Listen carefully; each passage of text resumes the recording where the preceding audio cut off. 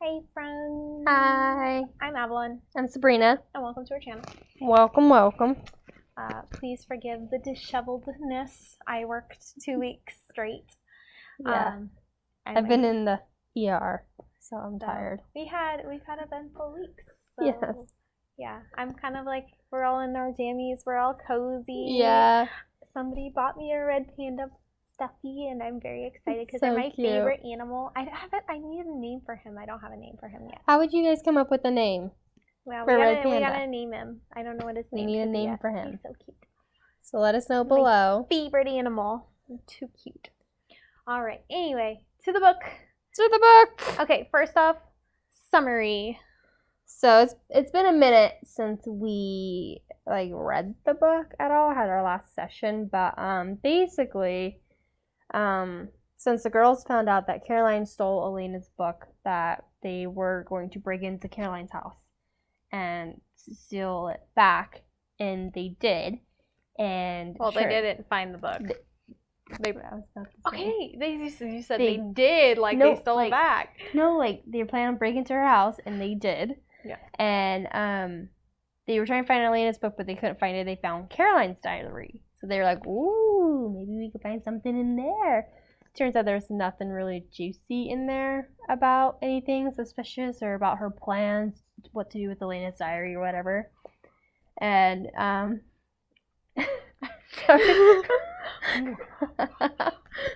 and as they were wrapping up and about to leave, Caroline and her family come home from whatever function they were at, and they all scrambled to try and find places to leave and get out of. And I guess Elena went out to the balcony, and she was going to climb up on the roof, and then somebody just pulled her up to the roof, and we don't know who it is, and that's where it left off. So to the book. Not to the book. Oh, the board. Our board. You almost forgot. I almost forgot. It's like backwards. Maybe I don't know. Maybe it's forwards for them. You can read it. Here. So we still think Meredith's gonna get killed off soon. That one. Yeah, Meredith. We're still gonna see more of Bonnie's powers develop. We need her to turn into a badass witchy. Yes, we do. Catherine is still alive, and she changes into a cat. Robert will get killed off for Alaric. Catherine is attacking all the people of the town. You know, remember the homeless guy under the bridge? That one, yeah. And Caroline is being manipulated by Catherine, is what we believe. What do you guys think? Let us know in the comments below what you guys think about that and what your feelings are. We would love to interact. Oven's ready. Oven's ready. On to the book. On to the book. Chapter 11. The name is Salvatore, as in Savior, he said. There was a brief flash of white teeth in the darkness. Elena looked down. The overhang of the roof was obscured the balcony, and she could hear the shuffling sounds below there. There were not sounds of pursuit, and there were no signs that her companion's words were overheard. A minute later, she heard the French windows close. I thought it was Smith, she said, still looking down into the darkness. Damon laughed. It was a terrible, engaging laugh, without the bitter edge of Stefan's voice. It made her think of the rainbow lights in a crow's feathers. Nevertheless, she was not fooled. Charming as he seemed, Damon was dangerous, almost beyond imagination. That graceful, lounging body was 10 times stronger than a human's. Those lazy, dark eyes were adapted to seeing perfectly at night. The long-fingered hand that had pulled her onto the roof could move the impossible quickness. And most disturbing of all, his mind was the mind of a killer, a predator. She could feel it beneath his surface. He was different from a human. He had lived so long by hunting and killing that he'd forgotten any other way. And he enjoyed it, not fighting his nature as Stefan did, but glorying in it. He had no morals or consequence, and she was trapped here with him in the middle of the night. She settled back on one heel, ready to jump into action at any minute. She ought to be angry with him now after what he'd done to her in the dream. She was, but there was no point in expressing it. He knew how furious she would be, and he would only laugh at her if she told him. She watched him quietly, intently, waiting for his next move, but he didn't move. Those hands that could dart as quickly as striking snakes rested motionlessly. Man, I cannot talk. Words are hard. You're having issues today. I think it's just the fact I was up so early. Yeah, it's been a long week. It's been a very long week. It's okay. Did I tell you last week I worked 59 hours? No, you did not tell me. This is the first time we're actually seeing each other in like a month. I know. We still need to catch up about your vacation. Oh, yeah. Anyway, back to this. Those hands that could dart as quickly as striking snakes rested motionlessly on his knees. His expression reminded her of the way he'd looked at her once. The first time they met, she'd seen the same guard, reluctant respect in his eyes, except that then had also been surprise in them. Now there was none. "You're not going to scream at me or faint," he said, as if offering her the standard options. Elena was still watching him. He was much stronger than she was and faster, but if she she thought she could get the edge of the roof before he reached her. It was a 30-foot drop if she missed the balcony, but she might decide to risk it. It all depended on Damon. "I don't faint," she said shortly. "And why should I scream at you? We were playing a game. I was stupid that night, and so I lost. You warned me in the graveyard about the consequences." His lips parted in a quick breath and looked away. "I may just have to make you my queen of shadows," he said, and speaking almost to himself, he continued, "I've had many companions, girls as young as you, and women who were the beauties of Europe, but you're the one I want on my side, ruling, taking what we want when we want it, feared and worshipped by all the weaker souls. Would that be so bad?" "I am one of the weaker souls," Elena said, "and you and I are enemies, Damon. We will never be anything else. I mean, are you sure?" I like a guy who knows what he wants. He's direct. He's like, "Are you sure? Are you sure? positive? Because I really want you. I really want you. I'm here. Come and get it. I'm offering." Literally, he says, "Are you sure?" I love it. Did you?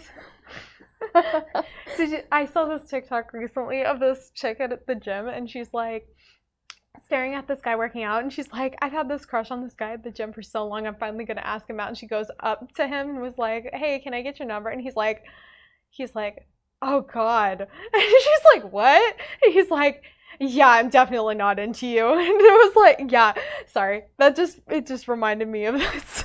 That's so mean. It was so mean. I was like, in my head, I was like, to all those people who are like, the worst he can say is no. Like, that right there, I was like, okay, that's a little worse than no. Yeah, oh God, no. I'm not into you. No. Oh, that's mean. That's a really mean no. Yeah, I'll have to send that one to you later so you can see it. Yes, please. It was like... That's so sad. Anyway, "Are you sure?" Continue. He looked at her, and she could feel the power of his mind as it touched hers, like the brush of those long fingers. There were no dizziness, no feeling of weakness or succumbing. That afternoon, she'd had a long soak, as she always did these days, in a hot bath sprinkled with dried vervain. Damon's eyes flashed with understanding, but he took the setback with good grace. "What are you doing here?" he said casually. It was strange, but she felt no need to lie to him. "Caroline took something that belonged to me, a diary, and I came to get it back." A new look flickered in his eyes. "Undoubtedly to protect my worthless brother somehow," he said, annoyed. "Stefan isn't involved in this." "Oh, isn't he?" She was afraid he understood more than she meant him to. "Strange, he always seems to be involved when there's trouble. He creates problems. Now, if he were out of the picture..."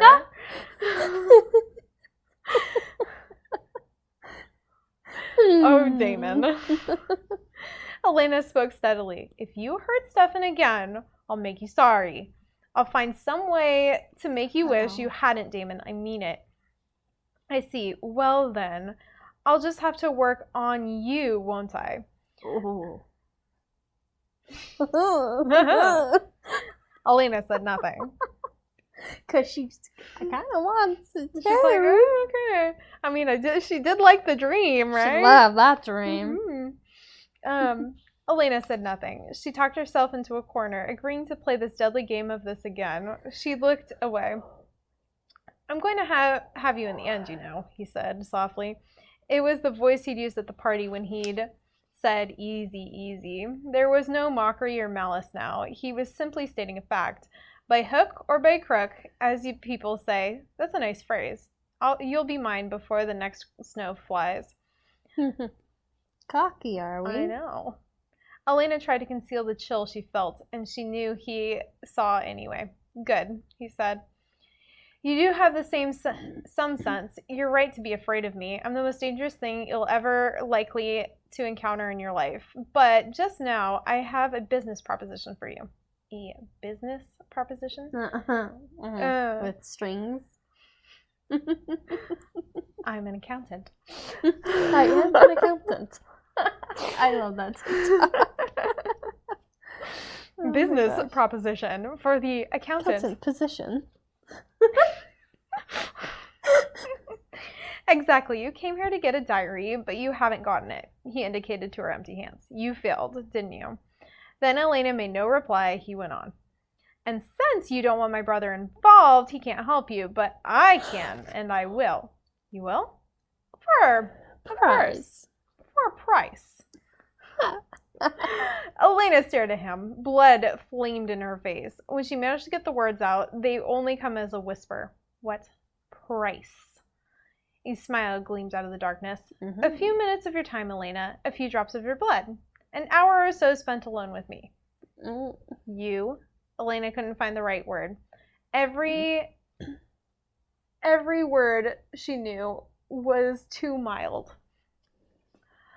I'll have it anyway, eventually, he said in a reasonable tone. If you're honest, you'll admit it to yourself. Last time wasn't the last. Why not accept it? His voice dropped to a warm, intimate timbre. Remember? I'd rather cut my throat, she said. An intriguing thought, but I could do it so much more enjoyably. He was laughing at her. Somehow, that was my thought too. He could do it so much better. He could do it so much more enjoyably. He was laughing at her. Somehow, on top of everything else today, this was too much. You're disgusting, you know that? She said. You're sickening. She was shaking now, and she couldn't breathe. I'll die before I give in to you. I'd rather... She wasn't sure what made her do it. When she was with Damon, a sort of instinct took over. And at that moment, she did feel that she'd rather risk anything than let him win this time. She noticed with half of her mind that she was sitting back, relaxed, enjoying the turn his game was taking. The other half of her mind was calculating how far the roof overhung the balcony. I'd rather do this, she said, and flung herself sideways. I'll just see her go, boo! Exactly. Like those divers, those swan divers. Yep. Like when they go snorkeling, but if they go I don't know, instead of going backwards off the boat, I just imagine them go sideways off the boat. Yeah. Just, I'd rather do this. She was right. He was off guard and couldn't move fast enough to stop her. She felt free space below her feet, and spinning into her, she realized the balcony was farther back than she thought. She was gonna miss it. But she hadn't reckoned on Damon. His hand shot out, not quick enough to keep her on the roof, but keep her from falling any further. It was as if her weight was nothing to him. Reflexively, Elena grasped the shingled edge of the roof and tried to get a knee up. His voice was furious. You fool! If you're that eager to meet death, I can introduce you to it myself. Let go of me, said Elena through her teeth. Someone was going to come out on the balcony at any second, she was sure of it. Let go of me! Here and now? Looking into those unfathomable dark eyes, she realized he was serious. If she said yes, he would drop her. It would be a fast way to end things, wouldn't it? She said. Her heart was pounding in fear, but she refused to let him see that. But such a waste. With one motion, he jerked her to safety, to himself. His arms tightened around her, pressing her to the lean hardness of his body, and suddenly Elena could see nothing. She was enveloped. Then she felt the flat muscles gathering themselves like some great cats, and two of them lurched into space.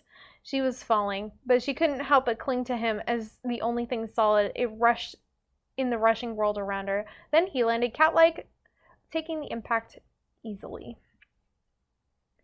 Stefan had done something similar once, but Stefan had not held her this way afterwards, bruisingly close, with his lips almost in contact with hers. "Think about my proposition," he said. She could not move or look away, and this time she knew it was no power that he was using, but simply the wildfire attraction between them. It was useless to deny it. Her body responded to his. She could feel his breath on her lips. "I don't need anything from you," she told him. She thought he was going to kiss her then, but he didn't. Above them, there was the sound of French windows opening and an angry voice on the balcony. "Hey, what's going on? Is somebody out there?" "This time I did you a favor," Damon said very softly, still holding her. "Next time I'm going to collect." She couldn't have turned her head anyway. If he kissed her then, she would have to let him. But suddenly the hardness of his arms melted around her and his face seemed to blur. It was as if the darkness was taking him back into itself. Then black wings caught and beat the air, and a huge crow was soaring away. Something, a book or a shoe, was hurled after it on the balcony. It missed by a yard. "Damn birds," said Mr. Forbes' voice from above. "They must be nesting on the roof." Shivering, with her arms locked around her, Elena huddled in the darkness below until he went back inside. She found Meredith and Bonnie crouching by the gate. "What took you so long?" Bonnie whispered. "We thought you were caught." "I almost was. I had to stay until it was safe." Elena was so used to lying about Damon that she did it now without a conscious effort. "Let's go home," she whispered. "There's nothing more we can do." When they parted by Elena's door, Meredith said, "It's only 2 weeks until Founder's Day." "I know." For a moment, Damon's proposition swam in Elena's mind, but she shook her head to clear it. "I'll think of something," she said.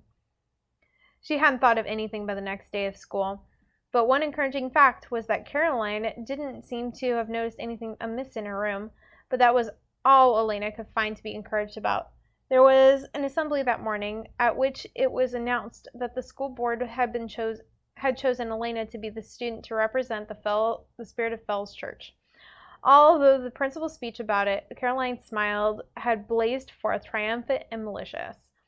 Elena tried to ignore it. She did her best to ignore the sights and snubs that came even in the wake of the assembly, but it wasn't easy. It was never easy, and there were days where she thought she would hit someone or just start screaming, but so far she managed. That afternoon, waiting for sixth period history class to be let out, Elena studied Tyler Smallwood. Since coming back to school, he had not addressed one word to her directly. He had smiled as nastily as Caroline during the principal's announcement. Now, as he caught sight of Elena standing alone, he jostled Dick Carter with his elbow. "What's that over there?" he said. "A wallflower?" "Stefan, where are you?" thought Elena. But she knew the answer to that, halfway across school in astronomy class. Dick opened his mouth to say something, but then his expression changed. He was looking beyond Elena, down the hall. Elena turned and saw Vicky. Vicky and Dick had been together before the homecoming dance. Elena supposed they still were, but Dick looked uncertain, as if he wasn't sure what to expect from the girl who was moving towards him. There was something odd about Vicky's face, about her walk. She was moving as if her feet didn't touch the floor. Her eyes were dilated and dreamy. "Hi there," Dick said tentatively, and he stepped in front of her. Vicky passed him without a glance and went on to Tyler. Elena watched what happened next with growing uneasiness. It seemed to have been funny, but it wasn't. It started with Tyler looking somewhat taken back. Then Vicky put a hand on his chest. Tyler smiled, but there was a forced look about it. Vicky slid her hand under his jacket. Tyler smiled, wavered. Vicky put her other hand on his chest. Tyler looked at Dick. "Hey, Vicky, lighten up," said Dick hastily, but he didn't get any closer. Vicky slid 2 hands upwards, pushing Tyler's jacket off his shoulders. He tried to sling it back on without letting go of his books or seeming too concerned. He couldn't. Vicky's fingers crept under his shirt. "Stop that. Stop her, will you?" said Tyler to Dick. He had backed up against a wall. "Hey, Vicky, let go." "Don't do that." but Dick remained at a safe distance. Tyler shot him an enraged glare and tried to shove Vicky away. A noise had begun. At first, it seemed to be at a frequency almost too low for human hearing, but it grew louder and louder, a growl, eerily menacing, that sent ice down Elena's spine. Tyler was looking pop-eyed with disbelief and soon realized why. The sound was coming from Vicky. Then something happened at once. Tyler was on the ground with Vicky's teeth snapping inches away from his throat. Elena, all quarrels forgotten, was trying to help Dick pull her off. Tyler was howling. The history room door was open and Alaric was shouting, "Don't hurt her! Be careful, it's epilepsy. We need to get her down." Vicky's teeth snapped again as she reached a helpful hand into the melee. I have a prediction. What's your prediction? I think she's transitioning and she's going for his blood. Same. I thought so too. Yep. Yep. We'll have to throw it on the board. Unless it comes true. Yeah. In the next chapter or two. Yep. The Slender Girl was stronger than all of them together, and they were losing control of her. They weren't going to be able to hold her much longer. It was an intense relief that Elena heard a familiar voice at her shoulder. "Vicky, calm down. It's all right. Just relax." With Stefan grasping Vicky's arm and talking to her soothingly, Elena dared to slacken her own grip, and it seemed at first that Stefan's strategy was working. Vicky's clawing fingers loosened, and they were able to lift her off Tyler. As Stefan kept speaking to her, she went limp, and her eyes shut. "That's good. You're feeling tired now. It's all right to go to sleep." But then, abruptly, it stopped working, and whatever power Stefan had been exercising over her was broken. Vicky's eyes flew open, and they bore no resemblance to the startled fawn eyes Elena had seen in the cafeteria. They were blazing with red fury. She snarled at Stefan and burst out fighting with a fresh strength. It took 5 or 6 of them to hold her down while somebody called the police. Elena stayed where she was, talking to Vicky sometimes, yelling at her until the police got there. None of it did any good. Then she stepped back and saw the crowd of onlookers for the first time. Bonnie was in the front row, staring open-mouthed. So was Caroline. "What happened?" said Bonnie as the officials carried Vicky away. Elena panted gently, pushed a strand of her hair out of her eyes. She went crazy and tried to undress Tyler. Bonnie pursed her lips. "Well, she'll have to be crazy to want to, wouldn't she?" And she threw a smirk over her shoulder at Caroline. Elena's knees were rubbery and her hands were shaking. She felt an arm go under her and she leaned against Stefan gratefully. Then she looked up at him. "Epilepsy?" she said with a disbelieving scorn. She was gazing down the hall after Vicky. Alaric Saltzman, still shouting instructions, was apparently going with her. The group turned the corner. "I think class was just dismissed," Stefan said. "Let's go." They walked towards the boarding house in silence, each lost in thought. Elena frowned and several times glanced over at Stefan, but it wasn't until they were alone in his room that he spoke. "Stefan, what is all this? What's happening to Vicky?" "That's what I've been wondering. There's only one explanation I can think of, and she's still under attack." "You mean Damon's still—" "Oh my God. Oh, Stefan, I should have given her some vervain. I should have realized." "It wouldn't have made any difference, believe me." She had turned towards the doors as if to go after Vicky that minute, but he pulled her gently back. "Some people are more easily influenced than others, Elena. Vicky's will was never very strong. It belongs to him now." Slowly, Elena sat down. "Then there's..." So Damon's controlling Vicky. Damon's controlling Becky. And even the vervain can't stop it. Slowly, Elena sat down. "Then there's nothing anyone can do? But Stefan, will she become like you and Damon?" "It depends." His voice was bleak. "It's not just a matter of how much blood she loses. She needs his blood in her veins to make the change complete. Otherwise, she'll end up like Mr. Tanner, drained, all used up, dead." Elena took a long breath. There was something else she wanted to ask him about, something she wanted to ask him for a long time. "Stefan, when you spoke to Vicky back there, I thought it was working. Were you using your powers on her, weren't you?" "Yes." "But then she went crazy again. What I mean is, Stefan, are you okay? Aren't you? Your powers have come back." He didn't answer, but it was an answer enough for her. Stefan, why didn't you tell me what's wrong? She went around and knelt by him so that he took a look at her. It's taking me a while to recover, that's all. Don't worry about it. I am worried. Isn't there anything we can do? No, he said, but his eyes dropped. Comprehension swept through Elena. Oh, she whispered, sitting back. Then she reached for him again, trying to get a hold of his hands. Stefan, listen to me. Elena, no, don't you see? It's dangerous. Dangerous for both of us, but especially for you. If I kill you, or worse, only if you lose control, she said, and you won't. Kiss me. No, said Stefan again. He added less harshly, I'll go out hunting tonight, as soon as it gets dark. Is that the same? She said. She knew it wasn't. It was human blood that gave power. Oh, Stefan, please. Don't you see I want to? Don't you want to? That's not fair, he said, his eyes tortured. You know it isn't, Elena. You know how much. He turned away from her, his hands clasped in fists. Then why not, Stefan? I need. She couldn't finish. She couldn't explain to him what she needed. It was a need for connection to him, for closeness. She needed to remember what it was like with him, to wipe out the memory of dancing in her dream and of Damon's arms locked around her. I need us to be together again, she whispered. Stefan was still turned away, and he shook his head. All right, Elena whispered. But she felt a wash of grief and fear as defeat swept through her bones. Most of the fear was for Stefan, who was vulnerable without his powers. Vulnerable enough to make vulnerable enough that he might be hurt by the ordinary citizens of Feld's church. But some of it was for herself. That was a long chapter. That was a very long chapter. That was a really long chapter. Like 30 minutes. Yep. That's a long. That is a long chapter.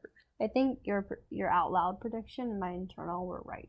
Yeah, I think she's turning, and that's kind of what Elena was saying. She's like, "Is she turning?" And he's like, "Well, it kind of depends if there's blood in your system." Mm-hmm. Interesting. So I don't know. All the technicalities. Yeah. Mm. So that might be where Damon's getting his blood supply from. Is he's slowly draining Vicky. And like, compelling her to do whatever he wants her to do. The weird attention. Yeah, but the weird thing is like she's like going up to Tyler and being like, hey, handsy. Hey, let me feel your body. Unless like Damon's controlling her to do that to get like distraction for something else. I don't know, but it doesn't make any sense.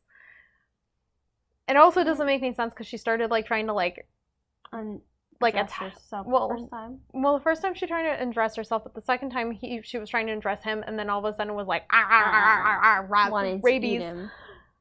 Yeah. I don't know. I don't have quite a prediction other than that. I think she's gonna turn. Yeah. Poor Vicky. I know. I did say that Tyler was howling in there too. I think that's another. We're gonna foreshadow a little more that Tyler's gonna be a werewolf. Exactly. I think we're gonna see it.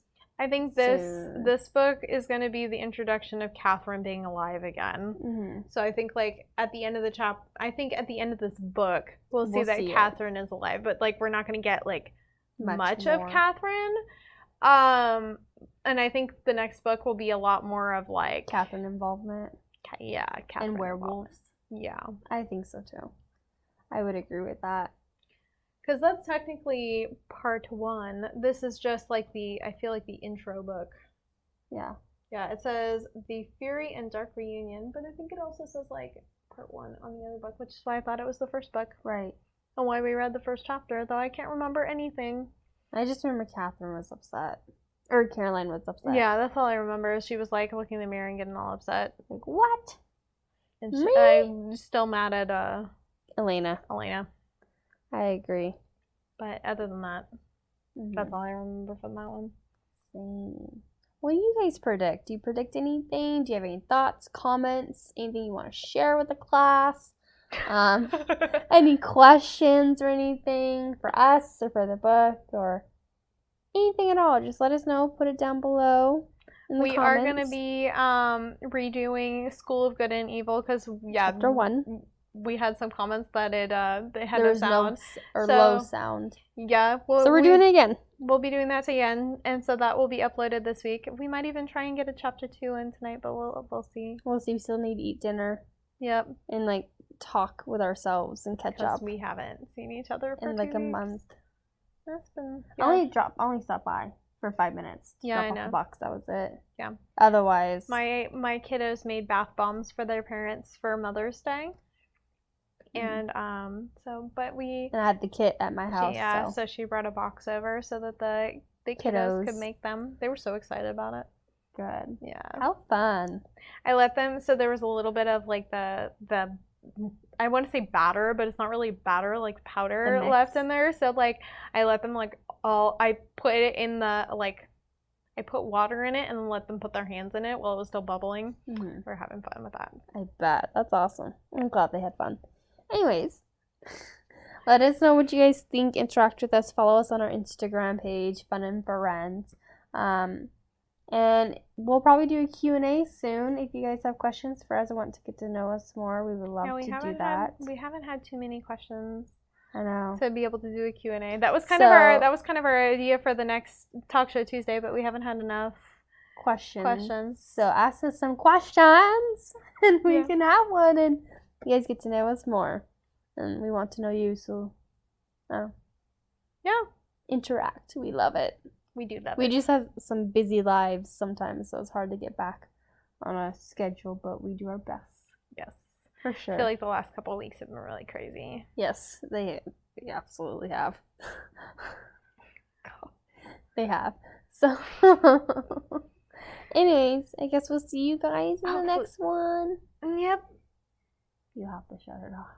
No, I have to shut it off? Okay. Yeah, tap it. I'm so lazy. I want to get up. All right, here we go. Bye, guys. Bye. See ya.